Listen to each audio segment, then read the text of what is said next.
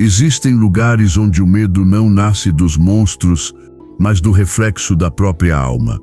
Lugares onde a culpa, o arrependimento e a dor ganham forma e caminham entre os vivos. Silent Hill é um desses lugares, um espelho distorcido da mente humana, onde cada sombra esconde uma verdade que ninguém quer encarar. Hoje vamos mergulhar nas profundezas desse pesadelo e descobrir o significado por trás das criaturas mais sombrias da franquia.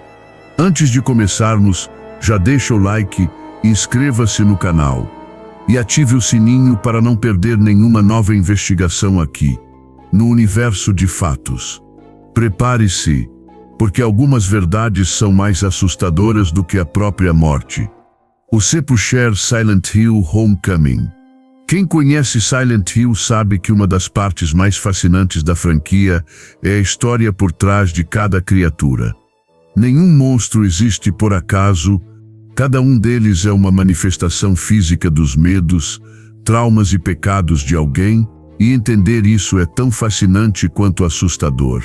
No jogo Silent Hill Homecoming, considerado por muitos um dos títulos mais fracos da série, há algo que ninguém pode negar: o design dos monstros é um dos mais impressionantes de toda a franquia. E entre essas abominações, uma das mais perturbadoras é o Sepulcher. Imagine um corpo gigantesco, meio humano, meio árvore, preso de cabeça para baixo, com pedaços de carne e corpos mutilados pendendo de seu tronco. É assim que o Sepulcher surge, um amálgama grotesco entre um cadáver e um tronco apodrecido. Essa criatura aparece depois que Sam Bartlett, um dos fundadores da cidade de Shepherd's Glen, joga o relógio de seu filho no jardim atrás de sua casa. O relógio afunda na terra e um enorme tronco se ergue das raízes, revelando o Sepulcher. Mas o verdadeiro horror está no simbolismo. O Sepulcher representa a culpa de Sam Bartlett, que assassinou o próprio filho, Joey Bartlett, enterrando-o vivo como parte de um ritual de sacrifício para manter o pacto do vilarejo. A cada 50 anos, uma criança de cada família fundadora deveria ser sacrificada para apaziguar o deus de Silent Hill. E o jardim onde o monstro aparece é o mesmo lugar onde Joey foi sepultado. A conexão entre o Sepulcher e as plantas também não é coincidência. Joey amava jardinagem, passava horas cuidando das flores e árvores do quintal. Agora, sua inocência e sofrimento estão fundidos em uma criatura feita de carne e madeira, um reflexo vivo da culpa e do crime que condenou a alma de seu pai para sempre. The Wheelman, Silent Hill Downpour. Entre os títulos mais criticados da franquia, Silent Hill Downpour é muitas vezes lembrado como um jogo confuso e desigual. Mas por trás de suas falhas, existe uma das histórias mais humanas e trágicas de toda a série. E o monstro conhecido como The Wheelman é a prova viva disso. O Wheelman é uma visão perturbadora, uma mistura grotesca de carne, metal e sofrimento. Seu corpo parece fundido a uma cadeira de rodas, conectado por fios, tubos e partes mecânicas que o mantêm vivo. Seu rosto é uma massa mutilada de carne, um lado consumido por um tumor, o outro com um único olho que jamais se fecha. Ele não apenas inspira medo, ele carrega dor. Depois do confronto, o jogador descobre o verdadeiro significado por trás dessa criatura. O protagonista, Murphy Pendleton, é um homem destruído pela perda de seu filho. Seu menino foi brutalmente assassinado, e isso levou Murphy a uma espiral de ódio e vingança. Ele se deixou prender de propósito apenas para se aproximar do assassino do filho, Patrick Napier, e se vingar. Mas as coisas saíram do controle. Dentro da prisão, Murphy foi manipulado por um policial corrupto, George Swell, que o usou para seus próprios interesses. Enquanto isso, um guarda honesto, Frank Coleridge, tentou ajudá-lo, mas acabou pagando com a própria vida pelas intrigas de Sewell. O Wheelman, então, não é apenas um inimigo.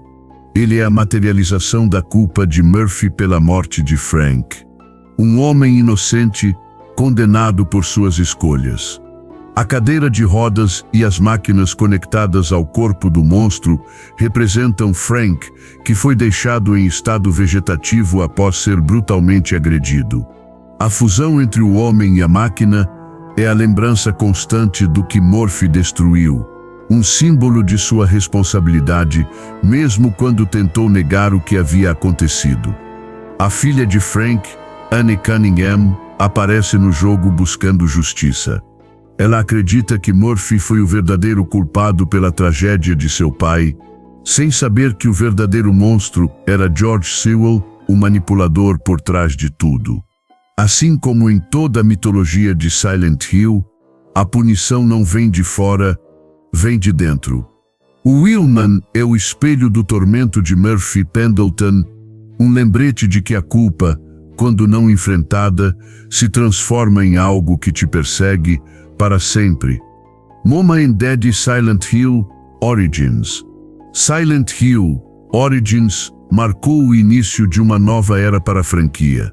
Foi o primeiro jogo lançado após o fim do lendário Team Silent e trouxe uma abordagem diferente, mais direta, mas ainda repleta de simbolismo e trauma. Aqui acompanhamos Travis Grady, um caminhoneiro comum que cruza o caminho da cidade amaldiçoada por acaso ou talvez por destino. Durante sua jornada, Travis não enfrenta apenas os horrores de Silent Hill. Ele confronta os próprios demônios do passado.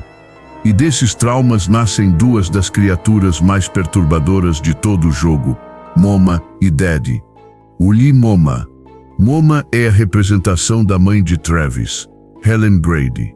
Internada no sanatório Cedar Grove, após tentar tirar a própria vida e a do próprio filho, Helen afundou em um colapso mental irreversível. Em sua loucura, dizia ouvir vozes nos espelhos, vozes que mandavam matar a criança amaldiçoada. A criatura Moma aparece suspensa dentro de uma gaiola de ferro, um corpo envolto em faixas, retorcido, quase irreconhecível como humano. A jaula simboliza o confinamento de Helen, presa dentro do hospital psiquiátrico, presa dentro da própria mente e presa dentro da culpa de ter tentado matar o próprio filho. O tecido que cobre seu corpo reflete a sua reclusão, sua perda de identidade e o desejo de desaparecer. Ela é o eco de uma mãe que enlouqueceu e que Travis jamais conseguiu perdoar completamente. Daddy. Já Daddy é a encarnação do pai de Travis, Richard Grady, um homem atormentado pela depressão e pela falência da própria vida. Travis o recorda em uma das cenas mais trágicas da franquia. Quando ainda criança, o encontrou pendurado no quarto de um motel. Mesmo diante da morte evidente, o pequeno Travis se convenceu de que o pai apenas dormia. Permaneceu ali falando com o corpo, até ser encontrado pelo gerente do lugar. Essa lembrança terrível se transformou em uma entidade monstruosa. O Daddy tem um corpo pesado, de formas distorcidas, com dois rostos que emergem dos lados, símbolo do fardo que Richard carregava, o peso da vergonha e do fracasso de ter destruído sua própria família. Tanto Moma quanto Daddy são espelhos de um trauma infantil não resolvido. Travis, mesmo adulto, não consegue escapar das correntes do passado. Cada passo em Silent Hill é um mergulho mais profundo em sua própria dor, um lembrete cruel de que alguns monstros não nascem no inferno. Eles nascem em casa. Scarlet, Silent Hill, Homecoming. Quem se aventura pelos corredores infernais de Silent Hill logo percebe uma verdade simples e aterradora: nenhum monstro existe por acaso. Cada criatura é uma confissão, uma lembrança que ganhou carne, sangue e ódio. Entre elas, uma das mais marcantes é Scarlet, o segundo chefe enfrentado em Silent Hill, Homecoming. Apesar de o jogo ser muitas vezes criticado, é inegável que ele possui alguns dos designs mais simbólicos e dolorosos de toda a franquia. E Scarlett é o melhor exemplo disso. Scarlett é a manifestação da culpa do Dr. Martin Fitch, um dos líderes de Shepherd's Glen. Ele assassinou a própria filha, uma menina inocente, como parte do pacto sombrio que a cidade mantém com o Deus de Silent Hill. Um sacrifício necessário, diziam, para proteger o vilarejo. Mas como alguém vive depois de cometer algo assim? Scarlett é a resposta. Ela aparece como uma boneca de porcelana em tamanho humano. Seu corpo é pálido, frio e segmentado, como se cada parte pudesse se soltar a qualquer momento. As juntas se movem de forma desconexa, o som é seco, oco, quebradiço. Quando sua camada de cerâmica se parte, revela carne viva e sangue pulsando sob a superfície. O coração de Scarlett bate de forma visível, exposto, frágil e revoltante. A forma de boneca reflete o amor da menina por seus brinquedos, que enchiam seu quarto, mas também representa como o pai a via, um objeto perfeito, belo e descartável. O ato de desmembrá-la, que no ritual era um sacrifício, se transformou, no inconsciente do Dr. Fitch, em uma culpa tão profunda que tomou forma física. Scarlett é, literalmente, a filha voltando para cobrar o que ele lhe tirou. Durante o confronto, seu corpo se parte, derramando sangue em jatos. Ela grita, se contorce e cai em uma poça vermelha. Um reflexo exato da forma brutal como morreu. O Dr. Fitch, mesmo consciente do horror que cometeu, ainda amava profundamente sua filha. Esse amor distorcido é o que torna Scarlett tão trágica. Ela é feita de dor e de afeto, de arrependimento e de castigo. Lutar contra Scarlett não é apenas uma batalha física, é enfrentar o preço da culpa. E em Silent Hill, a culpa nunca perdoa. Capítulo 5. Walkor Silent Hill, Downpour. Em Silent Hill, Downpour, o inferno não se manifesta apenas em monstros que atacam. Às vezes, ele se revela em algo muito pior. Criaturas que apenas existem sofrendo e lembrando que a dor nunca desaparece. É o caso do terrível Walkors. O Walkors é uma figura humana mutilada, um tronco preso a uma estrutura metálica, empalado por enormes estacas, sem braços, sem pernas e fixado à parede como se estivesse sendo crucificado. Do seu corpo jorra sangue continuamente, enquanto ele grita em agonia. É uma imagem perturbadora, difícil de esquecer. Mas como sempre em Silent Hill, cada detalhe tem um significado. O Walkors representa o sofrimento e a impotência de Murphy Pendleton e de sua esposa após a morte do filho. Ambos foram despedaçados emocionalmente, incapazes de seguir em frente, incapazes de se mover. A criatura sem membros e empalada simboliza exatamente isso, a incapacidade de escapar da dor. Murphy e sua esposa se tornaram prisioneiros do próprio trauma, presos na lembrança da tragédia. O sangue que escorre da parte inferior da criatura pode ser interpretado como uma metáfora da perda e da dor da mãe, o símbolo da vida que se foi. O grito constante do Walkor é o eco desse desespero. Ele não tenta matar o jogador porque o seu propósito não é esse. Ele está ali para lembrar, para mostrar que existe uma ferida que nunca vai cicatrizar. O jogador não pode lutar contra o Walkors. Tudo o que pode fazer é evitá-lo. E é justamente isso que torna essa criatura tão poderosa. Ela é o reflexo da culpa de Murphy, um sofrimento do qual ele tenta fugir, mas que sempre o persegue. O empalamento simboliza a prisão emocional em que ele e sua esposa vivem desde a morte do filho. Ambos estão presos no próprio sofrimento, torturados por algo que não pode ser desfeito. Em Silent Hill, a dor não precisa te atacar para te destruir. Às vezes, basta te observar e continuar sangrando diante de você. Grady Worm, Silent Hill 4, The Room. Em Silent Hill 4, The Room, o horror assume formas diferentes. Aqui, o verdadeiro pesadelo não é apenas o que te ataca, mas aquilo que observa, rasteja e te conecta a algo muito mais profundo, a dor de Walter Sullivan. E uma das manifestações mais enigmáticas desse sofrimento é a criatura conhecida como Grey Worm.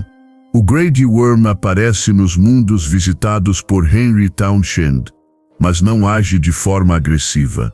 Ele é uma presença constante, inquietante, que se move pelas paredes e pelos túneis como se estivesse vivo, observando cada passo do jogador. À primeira vista, parece apenas um elemento grotesco do cenário, mas sua simbologia vai muito além. Em inglês, o nome Grey Worm pode ser traduzido como gusano ganancioso. Essa criatura se manifesta em todos os mundos criados pela mente de Walter Sullivan, assumindo tamanhos variados, mas sempre mantendo a mesma aparência, um verme disforme e pulsante, semelhante a um cordão umbilical distorcido. E isso não é coincidência. O Grey Worm simboliza a ligação quebrada de Walter com a mãe. Desde o nascimento, ele foi abandonado e cresceu acreditando que o apartamento 3 Antunes onde foi deixado era sua verdadeira mãe. Esse elo doentio se reflete no verme que representa o cordão umbilical que Walter nunca pôde romper de forma saudável. É o símbolo da dependência, da fome emocional e do desejo impossível de voltar ao útero, ao lugar seguro que ele nunca teve. O próprio nome da criatura sugere que Walter se via como um parasita, algo que se alimentava daquilo que amava. O verme é a personificação desse sentimento, uma entidade faminta, grudada à dor de sua perda, incapaz de se libertar dela. É o elo físico entre a mente de Walter e o tormento que o consumiu até a loucura. Mesmo sem atacar o jogador, o Grey Worm é uma lembrança constante de que Silent Hill não precisa de violência para ser aterrorizante. Às vezes, basta mostrar aquilo que você não quer encarar, a verdade de que alguns laços nunca se rompem, mesmo quando deveriam. Insane Cancer Silent Hill 3. No metrô de Silent Hill 3, Heather Mason enfrenta uma das criaturas mais repulsivas e simbólicas de toda a série. Uma massa grotesca de carne, obesa e disforme, coberta por feridas abertas e tecidos inchados que parecem pulsar como se estivessem vivos. Essa coisa horrenda é o Insane Cancer. O nome já diz muito. Essa criatura não é apenas um inimigo físico, mas uma metáfora viva. Um tumor que cresce sem controle. Uma doença que corrói tanto o corpo quanto a mente. Para entender o verdadeiro significado do Insane Cancer, é preciso lembrar quem é Heather. Ela é, na verdade, a reencarnação de Alessa Gillespie, a garota que sofreu queimaduras terríveis ao ser sacrificada em um ritual pela própria mãe. Dentro dela existe a semente do deus do culto, o mesmo que Alessa tentou impedir de nascer. Heather carrega dentro de si o legado de dor e sofrimento de Alessa, e o Insane Cancer representa exatamente isso. O sentimento de ser um erro, uma anomalia que nunca deveria ter existido. É o reflexo físico da autonegação, da ideia de que ela é um câncer crescendo dentro do próprio mundo. Em uma das mensagens deixadas por Alessa, ela escreve algo que resume esse tormento. Seria melhor morrer agora, não há nada a temer. O demônio dentro de mim é o verdadeiro terror. Essas palavras se refletem na criatura. O Insane Cancer é a materialização desse demônio interno, crescendo dentro dela, sufocando-a por dentro. Há também outro nível de interpretação. Silent Hill 3 fala muito sobre maternidade e criação. Heather, como nova forma de Alessa, é forçada a carregar em seu ventre o feto de um deus. Assim como um câncer, esse ser cresce de forma descontrolada, alimentando-se de sua dor. É uma gestação que simboliza invasão, culpa e perda de identidade. Mesmo depois de derrotado, o Insane Cancer muitas vezes reaparece. E isso é proposital. Ele volta porque o mal que representa nunca desaparece. Ele é um lembrete constante de que algumas feridas não cicatrizam, apenas mudam de forma. O Insane Câncer não é apenas um inimigo. É um espelho, um reflexo do sofrimento de Alessa, da rejeição de Heather e da ideia de que, em Silent Hill, o verdadeiro terror é nascer condenado. As enfermeiras Silent Hill 2. Poucos monstros são tão icônicos em Silent Hill quanto as enfermeiras. Elas estão presentes em quase todos os jogos, nos filmes e até nos quadrinhos. Mas foi em Silent Hill 2 que se tornaram algo muito mais do que simples inimigas. Ali as enfermeiras ganharam alma, propósito e significado. Essas criaturas são a manifestação dos desejos reprimidos, da culpa e da dor do protagonista, James Sunderland. Depois de perder a esposa, Mary, James vive atormentado pela solidão e pelo arrependimento. E em Silent Hill, esses sentimentos se transformam em monstros. As enfermeiras de Silent Hill 2 têm corpos sensuais, vestidos apertados e movimentos provocantes. Mas seus rostos estão completamente deformados. Não há olhos, não há boca, apenas carne inchada e retorcida. Elas são ao mesmo tempo atraentes e repulsivas, o que representa perfeitamente o conflito interno de James, o desejo e a culpa misturados em um mesmo pesadelo. O artista Masahiro Ito, responsável pelo design das criaturas, explicou que o rosto coberto simboliza a forma como Mary morreu. James a sufocou com um travesseiro. Os movimentos bruscos das cabeças das enfermeiras imitam o desespero de Mary, tentando respirar, tentando se libertar. É uma lembrança que ele tenta esconder, mas que Silent Hill obriga a encarar. As roupas curtas e os gestos insinuantes representam a repressão sexual e a frustração de James. Durante a doença da esposa, ele se viu dividido entre o amor e o desejo, entre o cuidado e o ressentimento. E as enfermeiras são o reflexo dessa mistura, o lado erótico e o lado grotesco da mente de um homem destruído pela culpa. Ao enfrentá-las, James não luta contra simples inimigas. Ele luta contra o próprio subconsciente. Cada golpe é um ato de negação, uma tentativa desesperada de enterrar o que fez. Mas em Silent Hill, a verdade sempre volta à superfície. As enfermeiras são, até hoje, um dos símbolos mais fortes de toda a franquia. Porque elas representam exatamente o que Silent Hill é: um espelho dos pecados humanos, onde o desejo e o arrependimento se fundem e a punição vem de dentro. O deus Silent Hill Dry. Em Silent Hill 3, a história de Heather Mason atinge o ponto mais trágico e simbólico de toda a franquia. Depois de uma vida marcada por perdas e revelações, ela descobre que carrega dentro de si algo muito maior e mais terrível do que poderia imaginar o próprio Deus do culto. Para entender o significado dessa entidade, é preciso voltar ao início.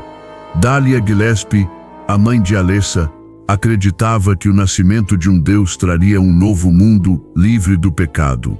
Para isso, ela sacrificou a própria filha, queimando-a viva em um ritual. Mas Alessa resistiu. Mesmo mutilada, usou seu poder para impedir que o nascimento se completasse. Durante anos, sua alma ficou dividida, tentando conter a criatura que crescia dentro dela. Anos depois, parte dessa alma renasceu na forma de Heather, sem memória do passado. Mas o culto nunca desistiu. Claudia Wolf, seguidora fanática e amiga de infância de Alessa, acreditava que Heather era a chave para finalizar o ritual. E para isso, ela estava disposta a tudo, até matar Harry Mason, o pai de Heather. O objetivo de Claudia era simples e cruel: despertar Deus dentro de Heather. Mas o resultado desse nascimento seria um reflexo direto do sofrimento e da raiva que a garota sentia. Um Deus nascido do ódio, alimentado pela vingança e pela dor. Quando o ritual finalmente se concretiza, Heather enfrenta a criatura que simboliza tudo o que foi imposto a ela desde o nascimento. O Deus é o peso do destino, a prisão do livre-arbítrio, o lembrete de que ela nunca teve escolha. A luta final não é apenas contra um monstro, mas contra a própria existência. É a recusa em aceitar o papel de vítima. É Heather dizendo: eu não vou ser o que vocês querem que eu seja. Ao matar o Deus, ela destrói o ciclo, mas também destrói uma parte de si. O preço da liberdade em Silent Hill sempre é alto, e Heather paga com sangue, lágrimas e solidão. O Deus de Silent Hill 3 é mais do que uma criatura divina. É o símbolo máximo da tragédia de Alyssa e de Heather. A representação de uma vida moldada pela dor, pelo fanatismo e pela perda da inocência. No fim não há salvação, apenas libertação. E mesmo essa vem acompanhada de sofrimento. Pyramid Head Silent Hill 2. Entre todas as criaturas que já surgiram em Silent Hill, nenhuma é tão marcante quanto ele. O verdugo silencioso. O símbolo da culpa. O monstro que carrega nas costas o peso da punição. Seu nome é Pyramid Head. Em Silent Hill 2, James Sunderland chega à cidade atormentado pela morte da esposa, Mary. Ele acredita ter recebido uma carta dela, pedindo que a encontre naquele lugar amaldiçoado. Mas conforme avança, descobre que a verdade é muito mais sombria do que imaginava. Pyramid Head surge como a personificação dessa verdade. Ele não é apenas um inimigo, mas uma força inevitável. Sua presença é a consciência de James ganhando forma. A máscara de metal em forma de pirâmide representa o peso insuportável da culpa, pesada, rígida, impossível de remover. A espada gigantesca que ele arrasta simboliza o castigo que James acredita merecer. Cada passo, cada som metálico é o lembrete de que ele não pode escapar do que fez. O comportamento de Pyramid Head é cruel, mas também ritualístico. Ele pune e tortura as outras criaturas do jogo como se estivesse desempenhando um papel. E de certa forma está. Ele é o verdugo, o executor do julgamento que James exige de si mesmo. Sua existência é um reflexo direto do desejo inconsciente do protagonista de ser punido pelo assassinato de Mary. O design do personagem foi inspirado nos antigos carrascos de Silent Hill, figuras que aplicavam a justiça divina através da dor e da morte. Mas ao contrário deles, Pyramid Head não julga ninguém além de James. Ele é um espelho, uma lembrança de que a redenção só vem através do sofrimento. Quando James finalmente aceita a verdade, que foi ele quem tirou a vida de Mary, Pyramid Head cumpre seu propósito. Ele se mata diante do protagonista, como se dissesse: o julgamento acabou. A partir desse momento, James não precisa mais de um carrasco. O castigo já foi cumprido. Pyramid Head se tornou o símbolo definitivo de Silent Hill porque representa o que há de mais profundo na saga: a culpa humana, o desejo de punição e a necessidade de enfrentar os próprios pecados. Ele não é o mal, ele é a consequência. Angela e o Abstract Daddy, Silent Hill 2. Durante a jornada de James Sunderland por Silent Hill, ele encontra outras pessoas presas no mesmo inferno que ele. Cada uma carrega seus próprios pecados, suas próprias dores. Mas entre todas, nenhuma história é tão devastadora quanto a de Angela Orozco. Angela é uma jovem quebrada por dentro. Desde criança, ela sofreu abusos terríveis nas mãos do próprio pai e também do irmão. A violência, o medo e a culpa moldaram sua mente até o ponto em que ela já não sabia mais o que era certo ou errado. Quando finalmente se rebelou, matou o pai, e esse ato, em vez de libertá-la, a mergulhou ainda mais fundo em um abismo de autodestruição. Em Silent Hill, os traumas tomam forma, e o de Angela se manifesta na figura monstruosa do Abstract Daddy. O Abstract Daddy é uma criatura grotesca, coberta por carne e metal, com duas figuras fundidas em um só corpo. Uma delas parece dominar a outra, como em um ato de violência interminável. O design é opressivo e desconfortável, feito para causar repulsa e angústia. Ele simboliza a lembrança viva do abuso que Angela sofreu. O pai que a violentava e o corpo indefeso que ela nunca conseguiu proteger. A sala onde ocorre o confronto também fala muito. As paredes são cobertas por tecido e metal. O chão parece pulsar, e o ar é pesado, sufocante. É como se o jogador entrasse no próprio pesadelo de Angela, uma prisão de memórias e dor. James, ao presenciar essa cena, não entende totalmente o que está acontecendo. Para ele, o monstro é apenas mais uma aberração. Mas para Angela, é o passado voltando para devorá-la. O artista Masahiro Ito revelou que a versão do Abstract Daddy que James vê é apenas uma representação parcial. A verdadeira forma, aquela que Angela enxerga, seria muito mais perturbadora. Mas o jogo nunca mostra. E isso é o que torna a experiência ainda mais poderosa. Depois da batalha, Angela não encontra paz. Ela continua vagando pela cidade, procurando a morte como se fosse sua única saída. Em um dos momentos mais fortes do jogo, ela sobe uma escada envolta em chamas. Quando James pergunta por que tudo está pegando fogo, ela responde: "Para mim sempre esteve." Essa frase resume sua existência. O inferno de Angela não é Silent Hill. É a própria vida. O Abstract Daddy é mais do que um monstro. É a memória que nunca se apaga, o trauma que nunca cessa.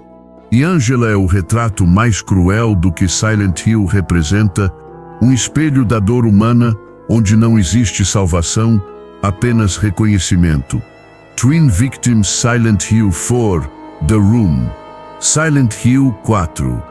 The Room marcou uma mudança profunda na forma de contar histórias dentro da franquia. Dessa vez, o foco não está apenas no protagonista, Henry Townsend, mas também no homem por trás de todo o horror, Walter Sullivan. Cada monstro que aparece nesse jogo é uma lembrança, um trauma ou um eco das atrocidades que ele cometeu. E poucos representam isso tão bem quanto os Twin Victims. Os Twin Victims são uma das criaturas mais inquietantes de toda a série. Duas crianças fundidas em um único corpo, com rostos deformados e braços longos demais para o tamanho que têm. Elas caminham lentamente, apontando o dedo para o protagonista como se o acusassem de um crime invisível. A imagem é simples, mas carregada de um peso emocional quase insuportável. Esses monstros são a manifestação das vítimas número 7 e 8 de Walter Sullivan, Billy e Miriam Locane. Duas crianças inocentes, brutalmente assassinadas como parte do ritual conhecido como os 21 Sacramentos, o mesmo ritual que Walter acreditava ser necessário para acordar o apartamento 303, a entidade que ele via como sua mãe. O gesto de apontar o dedo é simbólico. Os Twin Victims representam a culpa que persegue Walter, a lembrança das vidas que ele tirou. Ao mesmo tempo, funcionam como juízes, condenando o jogador por simplesmente existir naquele mundo. São um lembrete constante de que Silent Hill não é apenas um lugar físico, mas um espelho da consciência. O som que fazem, um murmúrio infantil misturado a uma respiração pesada, reforça o contraste entre inocência e horror. Elas não atacam imediatamente. Primeiro observam, depois se aproximam e só então atacam, como se estivessem decidindo se o protagonista merece morrer. Essa lentidão torna o encontro ainda mais perturbador. A aparência dos Twin Victims é também um reflexo da obsessão de Walter com o conceito de pureza. Em sua mente distorcida, as crianças mortas se tornaram parte de um sacrifício sagrado. Mas em Silent Hill, nada permanece puro. Mesmo o sacrifício mais santo apodrece e se transforma em algo monstruoso. No fim, os Twin Victims são a personificação do preço do fanatismo. Eles são o olhar inocente que Walter apagou e que agora o persegue eternamente.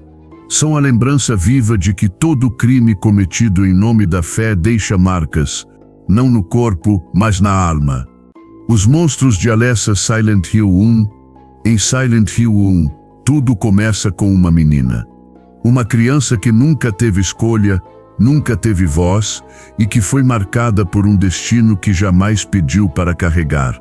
O nome dela é Alessa Gillespie, e todos os horrores da cidade nascem dos seus medos, das suas dores e dos seus pesadelos. Diferente de outros personagens da franquia, Alessa não chegou a Silent Hill. Ela nasceu dentro dele.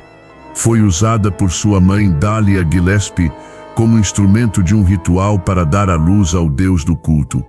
Queimada viva, torturada e deixada entre a vida e a morte, Alessa se tornou a fonte de energia que alimenta o próprio inferno. A partir desse sofrimento, surgiram as criaturas que assombram o primeiro jogo. Cada monstro representa um pedaço da mente fragmentada de Alessa, o reflexo de uma criança aterrorizada tentando dar forma ao seu medo.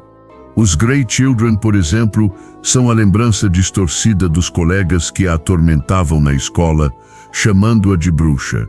São figuras pequenas, com facas nas mãos, que atacam sem hesitar.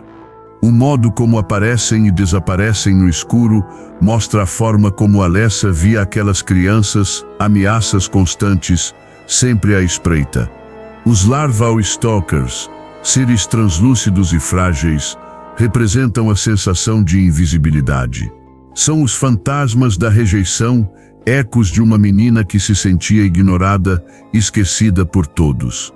Eles não machucam, apenas seguem o jogador, uma lembrança de que, para Alessa, o medo nem sempre doía, mas nunca a deixava em paz. Os monstros insectoides como os Creepers e os Bloodsuckers são o reflexo direto do pavor que Alessa tinha de insetos e animais pequenos. Durante seu confinamento, era cercada por sujeira, ratos e baratas. Essas criaturas se tornaram o retrato vivo do nojo e da impotência que ela sentia. E então há os Rompers, figuras adultas de corpos disformes e movimentos animalescos. Eles representam o medo de Alessa dos adultos, especialmente dos que a machucaram. Aqueles que deviam protegê-la, mas a traíram. Cada ataque dessas criaturas é um grito de raiva e de lembrança. As Puppet Nurses, as enfermeiras controladas por parasitas, são outro símbolo claro de sua experiência no hospital. Elas refletem o terror que Alessa sentia ao ser tratada como um experimento. Cada enfermeira possuída é o retrato da manipulação e da perda de autonomia, corpos controlados por algo maior, assim como ela era controlada por Dahlia. No fim, todos esses monstros têm a mesma origem. São os medos de uma criança que sofreu o pior tipo de violência, a negação de sua própria humanidade. Alessa não foi vítima de uma maldição. Ela foi a maldição criada por outros. Por isso, os monstros de Silent Hill 1 são tão trágicos. Porque não são apenas inimigos. São fragmentos de uma menina tentando sobreviver à dor. E em meio a toda a escuridão, há algo profundamente triste em perceber que, por trás de cada grito e cada sombra, existe apenas uma criança pedindo ajuda. E assim encerramos mais uma jornada pelos pesadelos de Silent Hill. Cada criatura, cada forma de dor e culpa, nos lembra que o verdadeiro terror não vem de fora, mas do que carregamos dentro de nós. As cicatrizes que não se curam, as memórias que insistem em voltar, são elas que moldam os monstros. Se você chegou até aqui, significa que também encara a escuridão de frente. Então não se esqueça, curta o vídeo, inscreva-se no canal e ative o sininho para continuar explorando comigo os mistérios mais sombrios do universo de fatos. Deixe nos comentários qual dessas criaturas te marcou mais, ou qual pesadelo você quer que a gente explore na próxima vez. Obrigado por assistir e até o próximo mergulho no desconhecido.